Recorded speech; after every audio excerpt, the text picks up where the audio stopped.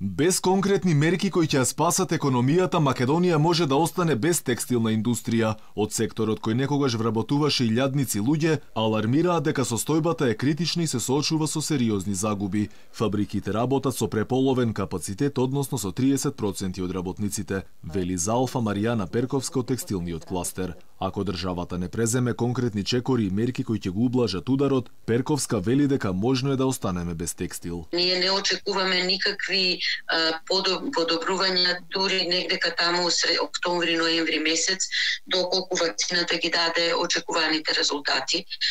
Многу компании се без работа.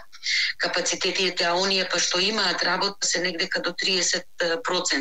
Треба да се одлучи дали ќе бидеме држава со некоја индустрија каква таква, или воопшто ќе немаме индустрија, воопшто ќе немаме текстил.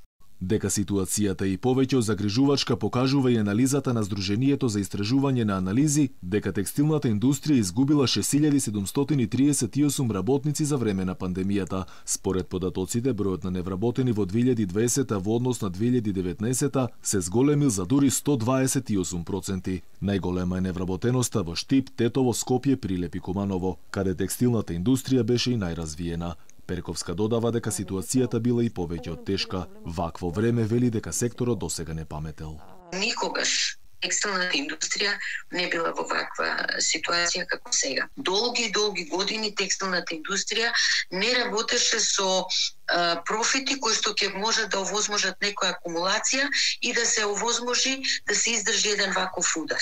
Она што дополнително загрижува е дека кај младите до 29 години бројот на невработеноста се зголемува поготово во Штип, Струмица, Радовиш, Прилеп и Кочани. Инаку текстилната индустрија вработува на 30.000 луѓе, а вкупниот извоз учествува со 10%. Овој сектор не е единствениот кој се соочува со загуби. Пандемијата нанесе големи штети врз сите бизниси, но најпогодени се туристичките работници и угостителството. Според статистиката, само минатата година, корона кризата остави без работа на 25.000 луѓе.